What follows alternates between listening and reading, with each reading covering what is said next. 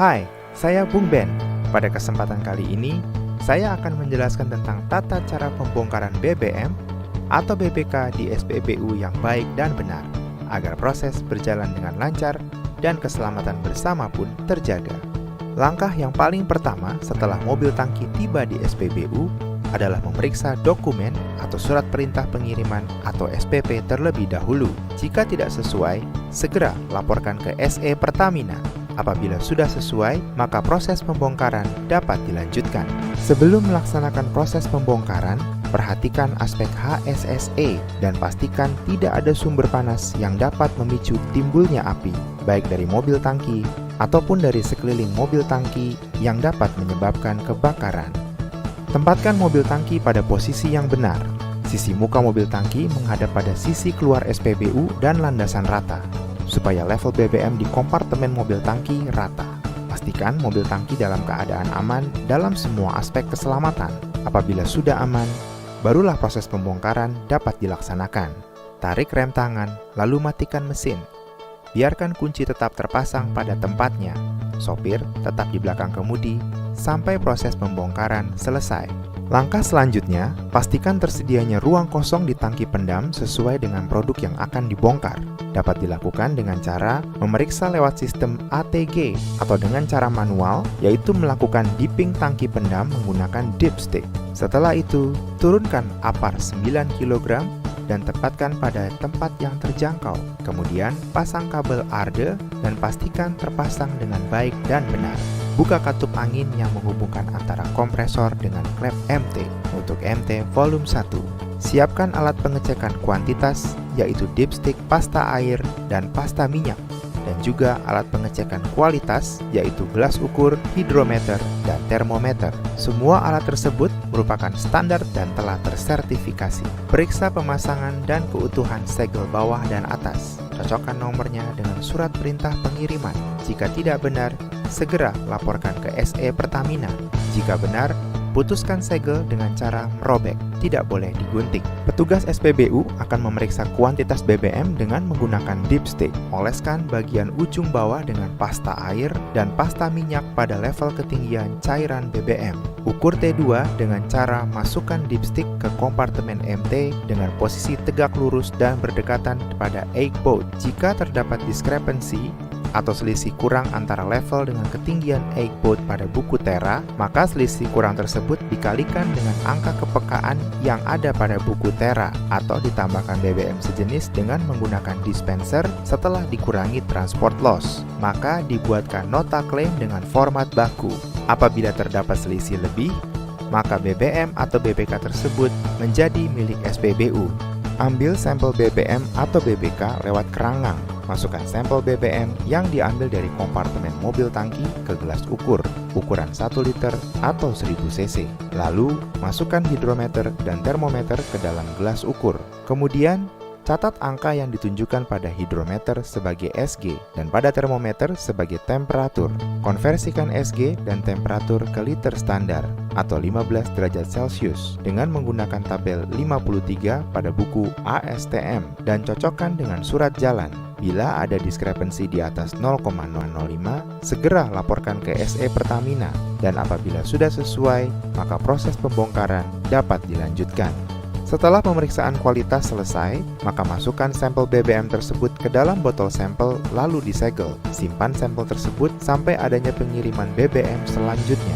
Setelah itu, pasang selang bongkar pada inlet pipa saluran tangki pendam dan outlet MT. Pastikan terpasang pada tangki pendam dengan produk yang akan dibongkar.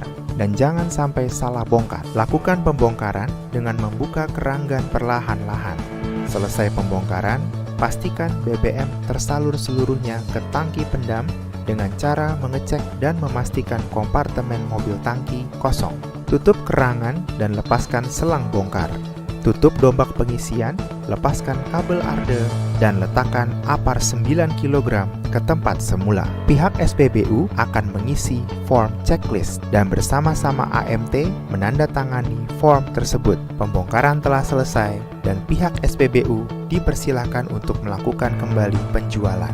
Sekian tata cara pembongkaran BBM atau BBK di SPBU yang baik dan benar. Saya Bung Ben, undur diri. Sampai jumpa.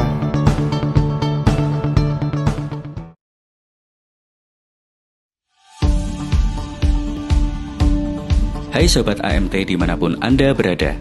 Jumpa lagi pada seri Fleet Safety Campaign. Bahaya pada saat berkendara dapat ditemukan pada kapan saja dan di mana saja. Sebelum berkendara, awak mobil tangki harus mengetahui dan memahami bahaya-bahaya yang akan ditemui selama perjalanan dan bagaimana memitigasinya. Bahaya-bahaya tersebut antara lain kondisi dan medan jalan, perjalanan jarak jauh, pengendara eksternal, perubahan cuaca, dan pejalan kaki. Nah, bagaimana cara kita untuk mengantisipasi dan menghindari perilaku tersebut? Dibutuhkan skill, kompetensi, pengetahuan, dan kewaspadaan yang memadai bagi seorang AMT selama berada di perjalanan. Penerapan defensive driving yang perlu ditekankan untuk mengantisipasi pengendara eksternal adalah: pertama, pandang seluas-luasnya. Seorang AMT diwajibkan untuk mengetahui segala informasi pada medan yang akan dilewati dengan cara memandang seluas-luasnya baik pada sisi depan, belakang, kiri, kanan, atas, dan bawah.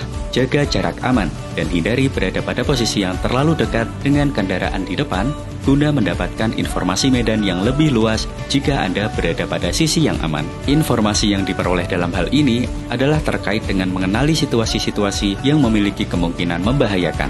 Kedua, jaga kecepatan Anda. Menjaga kecepatan selain memiliki fungsi untuk meningkatkan waktu reaksi dan mengurangi potensi tabrakan, juga berfungsi untuk meningkatkan daya pandang kita. Kecepatan yang lebih rendah memungkinkan kita untuk dapat melihat secara luas di sepanjang perjalanan.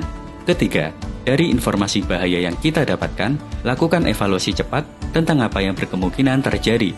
Sebagai contoh, jika melihat pengendara ugal-ugalan, maka terdapat kemungkinan akan tertabrak. Jika melihat jalanan turun, maka terdapat kemungkinan terjadinya remblong. Dan jika melihat anak kecil di pinggir jalan, maka terdapat kemungkinan anak tersebut akan menyeberang secara mendadak. Kemudian, rencanakan juga tindakan yang tepat dan perlu dilakukan, termasuk mempertimbangkan jalan keluar serta bersiap dalam menghadapi segala kemungkinan. Keempat, segera bertindak dengan resiko serendah mungkin sesuai rencana yang akan dilakukan, seperti mengurangi kecepatan jika terdapat pengendara ugal-ugalan, menyalakan klakson atau lampu dim untuk memberitahukan keberadaan kendaraan kita kepada pengguna jalan lain, dan menuju bahu jalan yang aman. Terakhir, sebagai upaya antisipasi terhadap perilaku pengendara lain, diperlukan pemasangan teknologi CCTV atau dashcam yang dapat merekam tampilan selama berkendara. Demikian Fleet Safety Campaign kita kali ini. Semoga kita senantiasa diberikan keselamatan dan kelancaran ya selama berkendara. Terima kasih. Patuh, intervensi, peduli, kita bisa.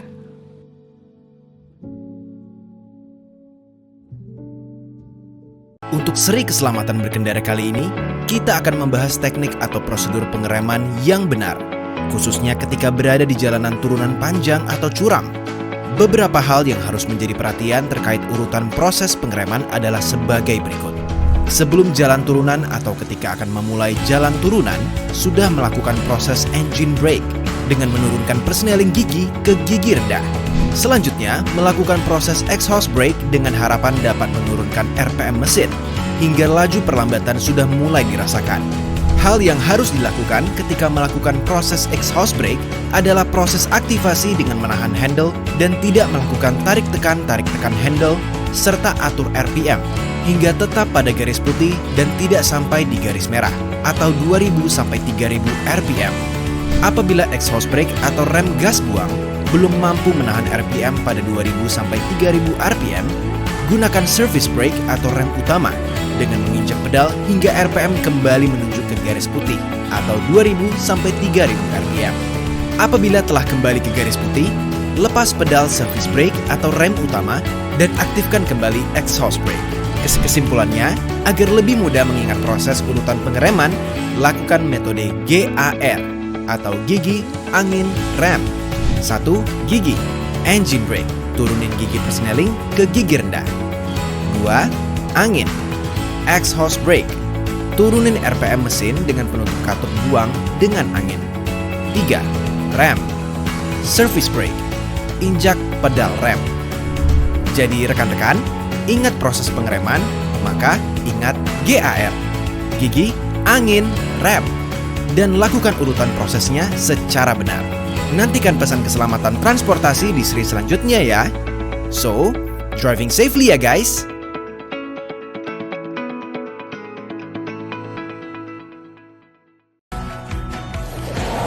Baik, sahabat sekalian, saya akan praktekkan bagaimana angin tekor itu terjadi. Yang pertama, kita akan praktek pada kendaraan dengan sistem rem full pneumatik. Kita lihat, perhatikan. Setelah sekian banyak lakukan pengereman diinjek, maka kemudian akan terdengar bunyi buzzer atau alert. Ketika alert atau buzzer itu terdengar, itu berarti pengemudi sudah nggak bisa mengerem lagi. Sementara pada saat kita menggunakan kendaraan lainnya, yaitu menggunakan sistem full hidrolik yang menggunakan minyak rem, pada saat dilakukan pengereman berkali-kali, maka lampu indikator akan menyala. Dan ketika lampu indikator menyala, maka pengemudi akan tidak bisa lagi menginjak pedal rem.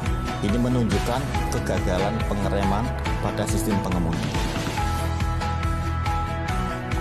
Nah, sahabat sekalian, ini akan saya tunjukkan bagaimana penggunaan engine brake. Apa itu engine brake? Di sini pengemudi menggunakan gigi rendah, yaitu gigi 2 di jalan menurun.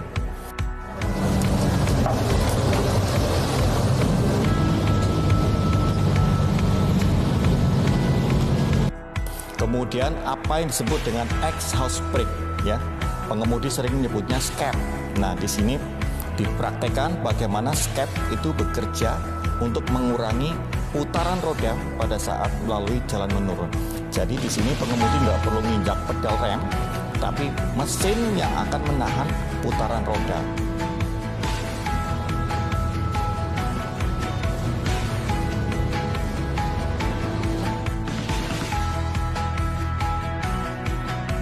Assalamualaikum warahmatullahi wabarakatuh. Saya Budi Setiadi, Dirjen Perhubungan Darat Kementerian Perhubungan.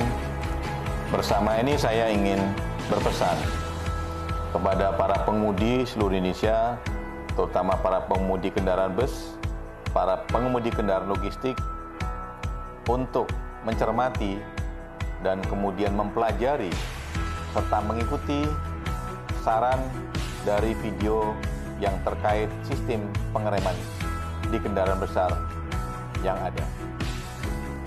Ingat, keselamatan ini adalah untuk kita dan juga untuk masyarakat yang lain. Demikian dari saya, terima kasih, selamat di jalan, selamat kembali ke rumah. Wassalamualaikum warahmatullahi wabarakatuh.